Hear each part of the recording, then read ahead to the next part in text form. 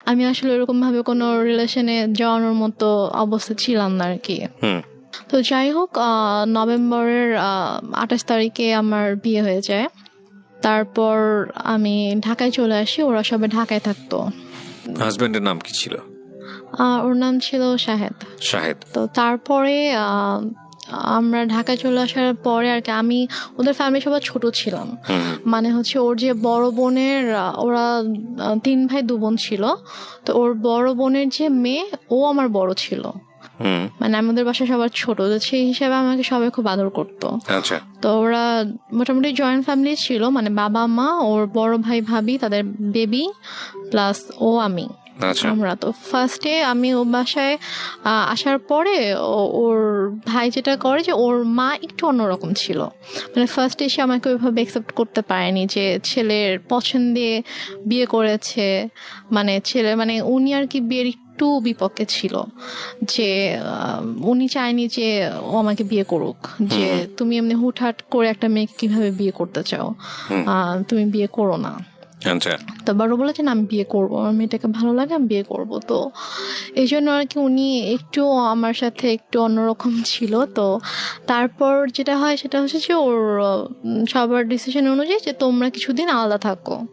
আলাদা থাকার পরে মাঝে মাঝে আম্মুর সাথে ওর দেখা হোক, ওর সম্পর্কটা একটু ইজি হোক, তারপরে তোমরা এসো। বাট প্রথমে যদি দেখো তোমরা এখানে কন্টিনিউয়াসলি থাকতে থাকো, তখন দেখা যাবে যে হয়তো আম্মা ওকে এখন একটু নিতে পারতেছে না ওইভাবে মেন্টালি, তো ওর সাথে হয়তো কোনো একটা মিসবিহেভ করে ফেললো, সেটা হয়তো খারাপ হবে। তো তোমরা আলাদা থাকো, তারপরে মাঝে মাঝে আসবা, আমরাও যাব, তারপর ঠিক হয়ে গেলে তখন চলে এসো এখানে। আচ্ছা। তো ওদের বাসা থেকে 2-3টা রোড পরে আর কি আমাদের জন্য একটা বাসা ঠিক করে। তো সে বাসাটায় আমরা ওখানে 2 মাসের মতো ছিলাম, প্রায় 2 মাসের মতো ছিলাম। তো এর মাঝে ওর আব্বু অনেকবার এসেছে আমাদের বাসায়, তারপর আমরাও যেতাম ওখানে। তো দেখা যায় ওনার সাথে আমি শপিং এ যেতাম, আম্মুর সাথে, শাশুড়ি মায়ের সাথে। তো ওনার সাথে আমার মোটামুটি ভালো একটা সম্পর্ক হয়ে যায় আর কি। তারপর উনি বলে ঠিক আছে তোমরা বাসায় চলে আসো। আচ্ছা। তারপর আমরা বাসায় চলে আসি। বাসায় চলে আসি সম্ভবত জানুয়ারি শেষের দিকে। তো বাসায় চলে আসার পরে তার মোটামুটি ভালোই কাটছিল। ওদের বাসার সবাই আমাকে খুব আদর করতো, যে আমি সবার ছোট ছিলাম, অনেক আদরের ছিলাম সবার। তারপর এর মাঝে যেটা হয় সেটা হচ্ছে যে আম্মু হঠাৎ করে প্রবলেম ক্রিয়েট করতে থাকে। আমার আম্মু প্রবলেম ক্রিয়েট করতে থাকে বলতে যে আমাকে ফোন করতো, অথবা আমার হাজবেন্ডকে ফোন করতো, ফোন করে হয়তো চিল্লাফাল্লা করতেছে, আসো তুমি, আসতেছো না কেন, আমাকে বারবার ডাকতো। তো আমি ঠিক আছে আমি তো আসবো, সমস্যা নেই আমরা আসবো। তো আমরা এর মাঝে গিয়ে একবার ঘুরেও এসেছিলাম। তো সিরাজগঞ্জ থেকে ঘুরে এসেছিলাম। তো তারপরে সে হঠাৎ করে একদিন বলতেছে যে তুমি একবারে চলে আসো। বলছি আমি একবারে কেন চলে আসবো? বলতেছে যে না, এই ছেলের সাথে তোমার থাকতে হবে না। আমি বলছি যে মানি কি, আমি এই ছেলের সাথে কেন থাকবো না, কি হয়েছে? বলছে যে না, তুমি চলে আসো, আমি এই ছেলের সাথে সংসার করতে দিব না, তোমার ডিভোর্স করাই দিব। তুমি আসো, তুমি আসবা, পড়াশোনা করবা ঠিক মতো, আমার কাছে থাকবা, তুমি আসো। মানে হঠাৎ করে ধরনের কথা, হঠাৎ করে। আচ্ছা। তা আমি তখন বললাম যে আম্মু, তুমি নিজেই তো আমাকে বিয়ে দিয়েছো, তুমি নিজেই তো রাখতে চাওনি আমাকে, তাহলে এখন যেহেতু আমার একজনের সাথে বিয়ে হয়েছে, আমি এখানে একটা ফ্যামিলির সাথে আমি অ্যাড হয়েছি, এবং তার সাথে আমার ধীরে ধীরে ওরকম ভালো একটা বন্ডিং তৈরি হয়ে গিয়েছে, ওর ফ্যামিলি সবার সাথে আমার একটা ভালো বন্ডিং তৈরি হয়ে গেছে, এখন তো তুমি এটা বলতে পারো না। তো সে আমাকে নানাভাবে ফোর্স করতে থাকে। তো সে এর মাঝে সে যেটা করে, সে সিরাজগঞ্জ থেকে ঢাকায় আসে। তো ঢাকায় এসে সে আমার শ্বশুর বাড়িতে অনেক মানে হাঙ্গামা ক্রিয়েট করে ফেলে। লাইক সে এসে চিল্লি করতেছে যে আমার মেয়েকে আমি নিয়ে যাব, তোমরা কেন আটকায় রাখছো, তোমরা আমার মেয়ের ব্রেন ওয়াশ করছো, আমার মেয়েকে নিয়ে যেতে দাও, আমার ছোট মেয়ে, বাচ্চা মেয়ে, আমি ওকে তোমাদের কাছে রাখবো না, এগুলো বলতে থাকে। আমি তো যাব না, আমাকে অনেক ফোর্স করতে থাকে, তুই চল, আমার হাত ধরে টেনে বাসা থেকেও বের করে নিয়ে যায়, মানে দরজা খুলে আমাকে বাইরেও বের করে নিয়ে যায় যে তুই চল, তোকে আমি এখানে থাকতে দিব না। তারপর গিয়ে আমার শাশুড়ি তারপর আমার যা, ওরা গিয়ে আর কি আমাকে নিয়ে আসে যে আন্টি এরকম করেন না, আর বসেন শান্তভাবে আমরা কথা বলি। তো সে কোনোভাবে শান্ত হয় না, সে জাস্ট একটাই কথা, আমার মেয়েকে আমি রাখবো না। তারপর সে বলে যে না, আমরা তো ওকে যেতে দিব না। তো সে অনেক তর্কাতর্কির পরে সে রাগ করে বাসা থেকে বের হয়ে যায়। বেরোর সময় বলে যায় যে এনি হাও আমি আমার মেয়েকে নিয়ে যাব। দেখো, একটা কথা বলি রেহনুমা, আমি তুমি করে বলে ফেললাম কারণ তুমি হ্যাঁ, আমার বয়সে sure. অনেক অনেক জুনিয়র হবা। একটা যেটা হচ্ছে যে গল্প না বিশ্বাস করার জন্য একটা মজবুত ভিত্তির প্রয়োজন হয়। একটা হচ্ছে যে তোমার মা নিজেই ইন্সপায়ার হয়ে বিয়ে দিচ্ছে। জি। বিয়ের কয় মাসের পরের এই ঘটনা? বিয়ের হচ্ছে 3 মাস পর। বিয়ের 3 মাসের মধ্যে এমন কি ঘটলো যে সেখান থেকে আবার তোমাকে নিয়ে আসতে চাচ্ছে? আমি মানে গল্পটা তো বিশ্বাস করতে হবে সামহাও। এটা ভাই আমি কথা বলতে থাকলে আপনি যখন আমার পুরো গল্পটা শুনবেন, তখন আমি হয়তো বুঝতে আর পারবো। যে শেষ পর্যন্ত যখন আপনি শুনবেন তখন তখন আর হয়তো কি বুঝতে আপনি পারবো। বুঝতে পারবেন যে প্রথম থেকে শেষ পর্যন্ত, মানে আমার বাবার মৃত্যু থেকে একদম আমার আজকের শেষ দিন পর্যন্ত। পর্যন্ত, আজকের দিন পর্যন্ত কি ঘটেছে, কেন ঘটেছে, এটা আপনি নিজেই বুঝতে পারবেন। ফাইন। সো প্রিয় শ্রোতা, আমার মনে হয় একটু ধৈর্য ধরে আপনারা শুনুন। ওকে, বল তারপর। তো তারপরে আম্মু ওখানে এসে সিনকেট করার পর আমরা সবাই আর কি মানসিকভাবে একটু আপসেট হয়ে পড়ি। তো তারপর আর কি আমার শাশুড়ি বলে যে চলো আমরা কিছুদিন ঢাকার বাইরে থেকে ঘুরে আসি। তা আমার শ্বশুর বাড়ি ছিল ফেনীতে। তো তারপর আমরা ফেনীতে যাই, আমি কখনো যাইনি বিয়ের পরে ওদের গ্রামের বাড়িতে। তো তারপর আমাকে ফেনীতে নিয়ে যায়, আমি আমার হাজব্যান্ড, শ্বশুর শাশুড়ি, আমরা সবাই যাই। তো যাওয়ার পর ওখানে মোটামুটি ছোটোখাটো একটা অনুষ্ঠানের মতো করে আর কি, মানে বউ দেখানোর জন্য। তো তারপর ওখানে আমি আমার শ্বশুর শাশুড়ির সাথে 15 দিনের মতো ছিলাম। তো এর মাঝে যেটা হয়, আম্মু ওদের সব রিলেটিভস লাইক ওর চাচা চাচি, মামা, খালা, ফুপু, মানে যত রিলেটিভ আছে সবার নাম্বার কিভাবে কিভাবে কালেক্ট করে ফেলে। কালেক্ট করে সবাইকে ফোন দিয়ে দিয়ে সে বলে যে শাহেদ ভালো না, ওর আমার মেয়ে, ছোট একটা বাচ্চা মেয়েকে ও বিয়ে করছে, বিয়ে করে এখন ওকে টর্চার করতেছে, ওকে মারতেছে। তারপর আমার হচ্ছে চাচা শ্বশুরের ছেলেকে ফোন দিয়ে বলে যে উনি হচ্ছে পুলিশের ডিআইজি। তো Okay. ওনাকে ফোন দিয়ে কমপ্লেন করে যে আপনার ভাই আমার মেয়েকে টর্চার করে, আমি তো আপনাদের নামে মামলা করব। তো স্বাভাবিকভাবে সে যেহেতু মানে আইনের একজন তো সে বলে যে আমি যতটুকু জানি আমার ভাই এরকম কিছু করার কথা না, ঠিক আছে আপনি যেহেতু আমার কাছে কমপ্লেন করেছেন আমি ব্যাপারটা দেখব। তো উনি তারপর আমার হাজব্যান্ডকে, আমার শ্বশুর শাশুড়িকে মানে কথা বলে, ওনাদের সাথে কথা বলে বলে যে কি হয়েছে। তখন বলতেছে যে তুমি তো আমাদের কথা বিশ্বাস করবো না, তুমি বৌমার থেকে শুনো যে মানে আমাদের কোনো দোষ নেই অথবা আমরা কিছু করি না, ওর মাই এরকম সিন ক্রিয়েট করতেছে, ওর মা একটু অন্যরকম, ওর মাই এরকম ঝামেলা করতেছে, আমাদের ওর থেকে শোনো। তো ভাই আমার সাথে কথা বলে, বলার পর ভাইয়াকে বলি যে ভাইয়া এরকম কোনো সমস্যা নেই, শাহেদ আমার সাথে কোনো খারাপ ব্যবহার করেনি, আমাকে কখনো মারেনি, আর ওর সাথে আমার অনেক ভালো সম্পর্ক, কিন্তু আম্মু চাচ্ছে না যে আমি ওর সঙ্গে থাকি, এই জন্য আম্মু এরকম সিনক্রিয়েটগুলো করছে, আপনি কিছু মনে করেন না। জি। আমি খুবই সরি আমার মার পক্ষ থেকে।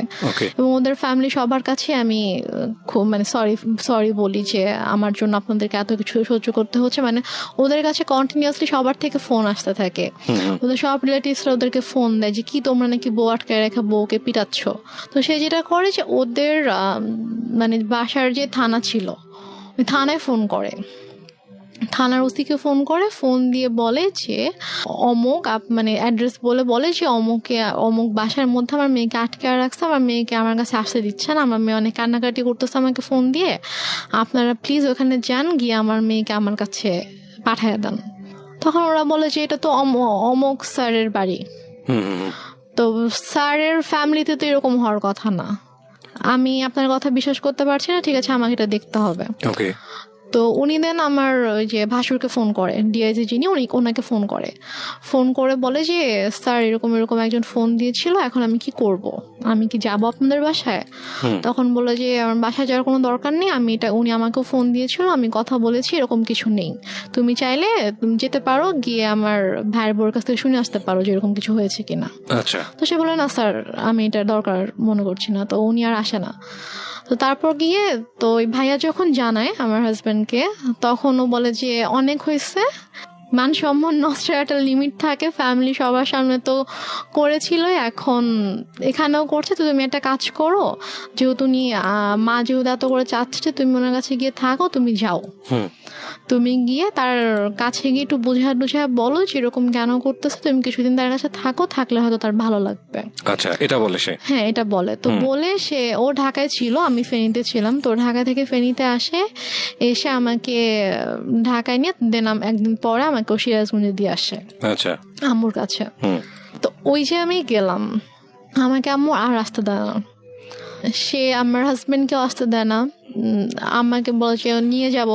15-20 দিন ছিলাম, থাকার পর থেকে তো ওই সবাই ফোন দিচ্ছে, শাশুড়ি ফোন দিচ্ছে, শ্বশুর ফোন দিচ্ছে যে ওকে পাঠান, ওকে নিয়ে আসুক।